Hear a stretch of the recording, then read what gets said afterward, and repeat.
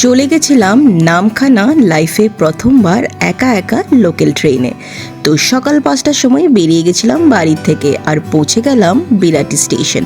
5:30টার train ছিল, তো 5:30টার ট্রেনে উঠে গেলাম শিয়ালদা অবধি বিরাটি থেকে। তারপর শিয়ালদা থেকে 7:10-এ ট্রেন ছিল Sealdah to Namkhana direct local train. আর যাওয়ার সময় দেখছেন ভিউটা অসাধারণ লেগেছে সত্যি।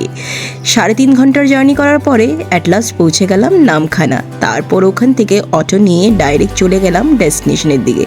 আর যাওয়ার সময় রাস্তাটা শুধু দেখুন, আর এই জায়গাটা পুরো মনে হচ্ছে না বিদ্যাসাগর সেতু আমাদের কলকাতার, পুরো ওরকমই লাগছিল। কিন্তু একটা ডিফারেন্স, কলকাতার ইয়ারে যেমন একটা পলিউশনের ব্যাপার আছে, এখানে কিন্তু সেই ব্যাপারটা ছিল না। চারিদিকে শুধু ফ্রেশ এয়ার।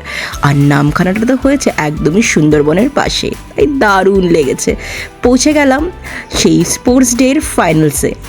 আর এইখানে এসে দারুণ লাগলো। প্রথমে হচ্ছিল এখানে কুকিং কম্পিটিশন, এটা ফাইনালস হচ্ছিল, 4টা টিম করছিল। আর এখানে সব ছেলেরা পার্টিসিপেট হয়েছিল কুকিংয়ে।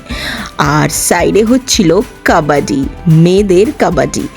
আর দেখেছেন তো সুইচটা দারুণ লাগলো না? ছেলেরা করছে রান্না আর মেয়েরা খেলছে, দারুণ লাগলো। ফাইনালসে যারাই জিতেছে, কিন্তু আমার জন্য সবাই জিতেছে। তারপর সুন্দর সময় কাটিয়ে 4:30টার ট্রেনে চলে গেলাম নামখানা টু শিয়ালদা ডাইরেক্ট। আর 8:10-এর ট্রেন ছিল বিরাটি। তো খুব সুন্দরভাবে দিনটা কাটালাম। ভালো লাগলে একটা লাইক, কমেন্ট, শেয়ার করে দেবেন।